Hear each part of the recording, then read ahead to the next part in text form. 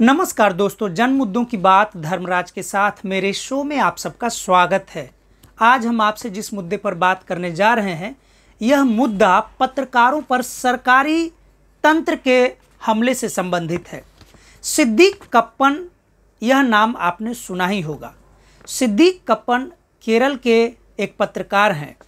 जब उत्तर प्रदेश में हाथरस में दलित बेटी के साथ बलात्कार की दुर्घटना हुई तो उसको कवर करने के लिए सिद्दीक कप्पन केरल से उत्तर प्रदेश पहुंचे थे। उस समय हाथरस कांड में बहुत सारे पत्रकार, बड़े बड़े नेता हाथरस पहुंचे थे। बल्कि पत्रकारों के कारण ही यह मामला सामने आ पाया, वह वीडियो चल पाया जिसमें मृतिका यानी पीड़िता के परिवार को उनका शव भी नहीं दिया गया। हाथरस की घटना को अगर आप अकेले में पढ़ेंगे तो आपको समझ में आएगा कि लोकतांत्रिक देश में इससे बड़ा जुल्म नहीं हो सकता है।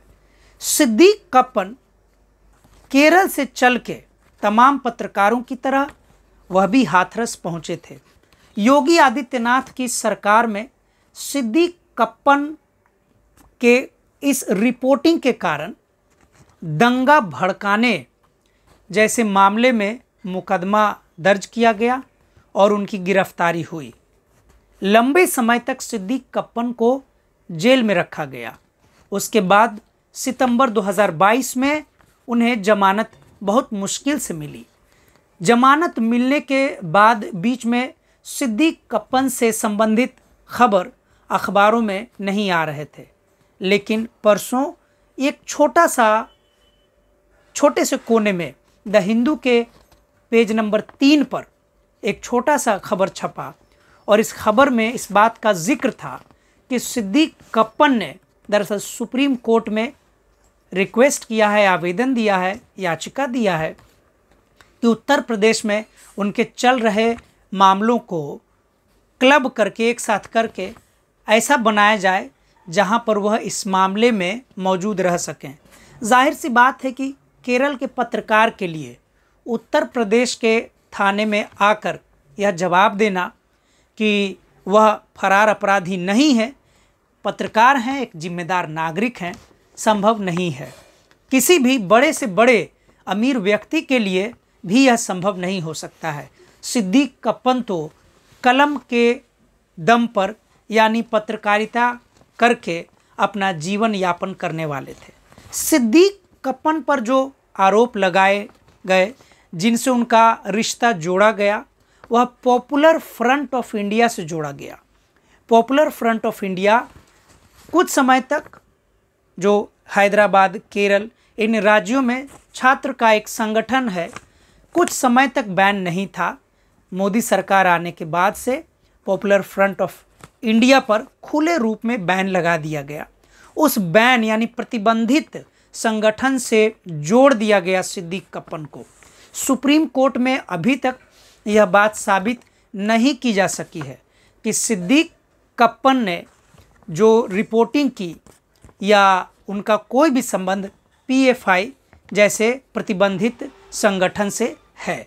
लेकिन इतना ज़रूर है कि सिद्दीक कप्पन एक जिम्मेदार पत्रकार हैं और उन्होंने पत्रकारिता धर्म का निर्वहन करते हुए बलात्कार जैसे समाज विरोधी दुर्घटना के खिलाफ रिपोर्टिंग करने उत्तर प्रदेश पहुंचे थे और उस उत्तर प्रदेश में वहां की भाजपा सरकार ने उनके खिलाफ मामले दर्ज किए और पत्रकार को प्रताड़ित किया। अब आइए, सिद्दीक कप्पन दरअसल में बलात्कार की घटना को जो कवर कर रहे थे, तो बलात्कार की घटना से अगर सिद्दीक कप्पन को के मामले को हटा भी दिया जाए तो क्या स्थिति है। द हिंदू के एडिटोरियल पेज पर, संपादकीय पर आर्टिकल छपा जिसे शैलेश कुमार ने लिखा। रॉयल हॉलोवे में वे टीचर हैं, लेक्चरर हैं, वहीं से संभव है उन्होंने पढ़ाई की हो। उन्होंने डेथ पेनल्टी के ऊपर यानी पश्चिम बंगाल में हाल में ही आरजी कर मेडिकल कॉलेज एंड हॉस्पिटल में जो ट्रेनी डॉक्टर के साथ बलात्कार के बाद हत्या की विभत्स घटना हुई, उस घटना के बाद पश्चिम बंगाल की विधानसभा में अपराजिता बिल जो पास हुआ, उस बिल में बलात्कारी को फांसी देने की सज़ा का भी प्रावधान किया गया, मृत्युदंड की भी सज़ा का प्रावधान किया गया। इसी मृत्युदंड की सज़ा के प्रावधान को केंद्र में रखकर शैलेश कुमार ने आलेख लिखा, लेकिन उन्होंने जो डेटा दिया भारत में बलात्कार को लेकर, वह बहुत ही चौंकाने वाली बात है, सदमे वाली बात है। और यह और अधिक खतरनाक तब हो जाता है कि जब इस देश में, जहां पर महिलाओं के साथ इतनी बड़ी मात्रा में उत्पीड़न हो रहा है, ऐसे में इन उत्पीड़न के खिलाफ आवाज़ उठाने वाले पत्रकारों पर राज्य सरकार या केंद्र सरकार द्वारा आपराधिक मामले दर्ज करना, उन पर हमले करना कहाँ तक सही है। नेशनल क्राइम रिकॉर्ड्स ब्यूरो का हवाला देते हुए शैलेश कुमार ने बताया कि सिर्फ 2022 में भारत में 31,516 रेप की घटना को अंजाम दिया गया, जिसमें 4 रेप की घटना हर घंटे होती है और 248 ऐसे मामले हैं जिसमें रेप के साथ लड़कियों की, महिलाओं की हत्या भी, नृशंस हत्या भी कर दी जाती है। राजस्थान में यह रेप का मसला 5,399 था उसी साल। उत्तर प्रदेश में यह मामला 3,690 और मध्य प्रदेश में 3,029 रेप के मामले थे। ये तो वो संख्या है जहां पर पीड़िता या पीड़िता के परिवार बहुत हिम्मत करके समाज के दकियानूसी रूढ़िवादी विचारों के खिलाफ डटकर खड़ा होने का साहस का परिचय देते हुए प्रशासन तक, पुलिस थाने तक पहुंची और मामले दर्ज कराए। आप खुद सोच सकते हैं उन मामलों के बारे में जिसमें मामले दर्ज ही नहीं किए जाते, बल्कि जितने भी बड़े बड़े मामले हैं या छोटे मामले हैं, उन मामलों में आपको आसानी से इस बात का विवरण मिल जाएगा जहां पर उक्त पुलिस थाने में कोई पीड़िता के परिवार पहुंचे थे और रेप जैसे संगीन अपराध के मामलों में एफआईआर दर्ज करने के लिए पीड़िता के परिवार को, पीड़िता को न जाने कितने असह्य अपमान का घूंट पीना पड़ा।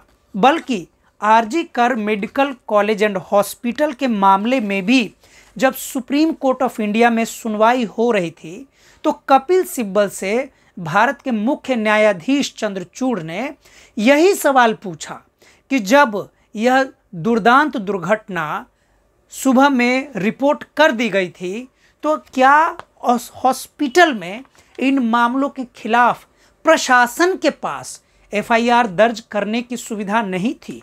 फिर एफआईआर देर से क्यों दर्ज किया गया?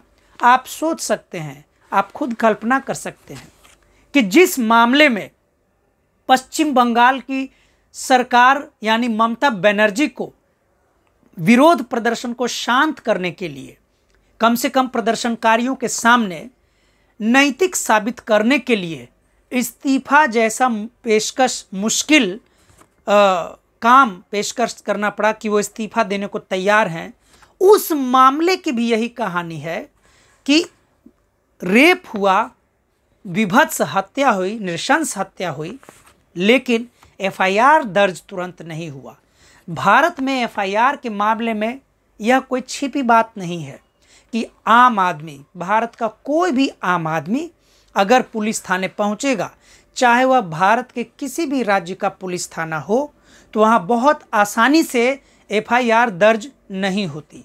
बल्कि ऐसे हजारों मामले हर महीने अखबारों में सामने होते हैं, रिपोर्ट किए जाते हैं, जिसमें मामला राजनीति में उठ गया, यानी सदन में, विधानसभा में, विधान परिषद में मामले उठे हैं, तब जाकर एफआईआर दर्ज हुआ। हाथरस की घटना भी और उस घटना की कहानी भी इस विवरण से अलग नहीं है। ऐसे में आप खुद तय कीजिए कि सिद्दीक कप्पन जैसे पत्रकारों पर राज्य सरकारों द्वारा, यानी लोकतांत्रिक व्यवस्था से चुने हुए सरकारों द्वारा आपराधिक मामलों का दर्ज किया जाना कहाँ तक सही है? क्या सरकारें चाहती हैं कि बलात्कार जैसी घटनाएं होती रहें? अगर ऐसा नहीं चाहती, अगर सरकार चाहती कि बलात्कार जैसी घटना पर रोक लगे, तो किसी भी सरकार में, राज्य सरकारों के बीच, चाहे वह किसी भी राजनीतिक दल का मामला हो, पत्रकारों पर कम से कम ऐसे मामलों में रिपोर्ट लिखने के लिए, कवरेज करने के लिए तो आपराधिक मामले दर्ज नहीं ही किए जाते। सिद्दीक कप्पन जैसे पत्रकार के खिलाफ, बलात्कार जैसी घटना के खिलाफ रिपोर्टिंग करने के कारण जो योगी आदित्यनाथ की सरकार ने, भाजपा की सरकार ने जो कार्रवाई की है, कानूनी प्रक्रिया में सिद्दीक कप्पन जैसे पत्रकारों को उलझाया है, उन्हें प्रताड़ित किया है, कहीं से भी भारत के लोकतंत्र के किसी भी पक्ष को हमारे सामने नहीं रखती। इस वीडियो के माध्यम से मैं इतना ही कहना चाहता हूं कि भाजपा की सरकार में पत्रकारों पर हमले बढ़े हैं। पत्रकारों पर हमले इस कदर बढ़े हैं कि जो पत्रकार सत्ता की आंखों में आंखें डालकर सीधे सीधे सवाल पूछ रहे थे, उन पत्रकारों को उनके संस्थानों से, चाहे वह प्रिंट मीडिया था या इलेक्ट्रॉनिक मीडिया था, वहाँ से निकाल दिया गया। जो पत्रकार, जो ईमानदार पत्रकार आज भी यूट्यूब चैनल के माध्यम से या अन्य सोशल मीडिया प्लेटफॉर्म्स के माध्यम से सत्ता के आंखों में आंखें डालकर सत्ता के खिलाफ तीखे प्रश्न पूछ रहे हैं, आज भी उन पत्रकारों पर हमले बढ़ रहे हैं। सिद्दीक कप्पन जैसे न जाने कितने पत्रकार हैं जो सीधे सीधे या तो जेल में हैं या उन्हें ऐसे कानूनी प्रक्रियाओं में उलझा दिया गया है कि इन पत्रकारों को और इन पत्रकारों की कहानियों को जानने वाले नागरिकों को लोकतंत्र एक छलावा के सिवा कुछ भी नहीं लगता होगा। अगर आपको मेरा चैनल दैनिक अंबेडकर अच्छा लगता है तो आप इसे सब्सक्राइब करें, लाइक करें, शेयर करें। हम फिर मिलेंगे आपसे किसी अगले मुद्दे पर। तब तक के लिए शुक्रिया, धन्यवाद।